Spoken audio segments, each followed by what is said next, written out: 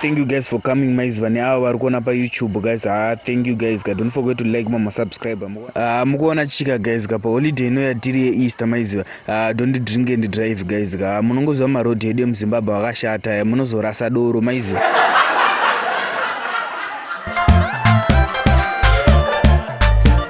Icho machiona kachimukadzi icho chichiwaina ndochakaita kuti sewikini vanakirwa maizo vabva vachitengera mota easter izvo so chakatopinda chakanonakirwa maizo but mukuona chika guys dei wikini vakatengera mukadzi mota vachiri nemukadzi wavo ka waitonzwa mukadzi wavo kutaura kuti kwenini pandakawaina kakawanda saka ndakutoda mota pese pandakawainawo. Unoziva kuti kurambana kwavanhu nemari kuri right unoziva, unongonzi I don't want you in my life anymore, then umobva ati it's okay bvaenda. Unofunga kuti dei sewikini vakarambana namaititi yaipera mushe vainzwa kanonzi mugodhoi une kadora ukasimbisa iwe chabuda. Ina ndizviti sewikini une mukadzi wavo vakarambana nechimaiza, but inine question kuna vakadzi vanosungisa urume wavo vachiti akandiforsa bonde maiza. Murume anenge kutosungirwa mukoti aitonzi akarepa alright, ko imimi vakadzi vanoforsa varume kuti vakupei mari, haisi amudhorobhari here, munofanira kutosungwawo kai.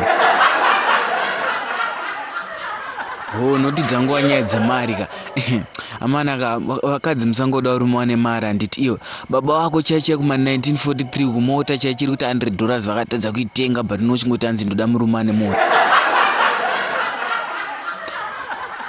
Murume ane tumari anongodiwawo so bozi haizvi zvekurara pachesi chemurume ka zvinongodawo ane bhegi waiziva, kwete uyo anenge ane hana yekurova nezvikwereti maiziva.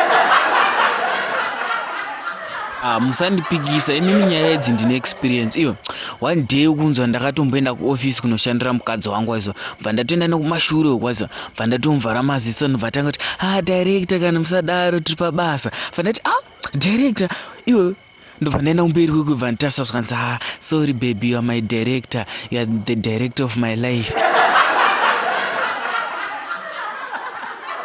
Iwe Zimbabwe hombe iwe pakafa Robert Mugabe takati pamwe zvanaka ka tazorora. Zvinokwana Tinashe Mugabe, iwe Tinashe Mugabe anonga pa Den Park ubva atanzi the eligible father and the biological, ubva ati vana vese avasi vako unobva wafa neBP.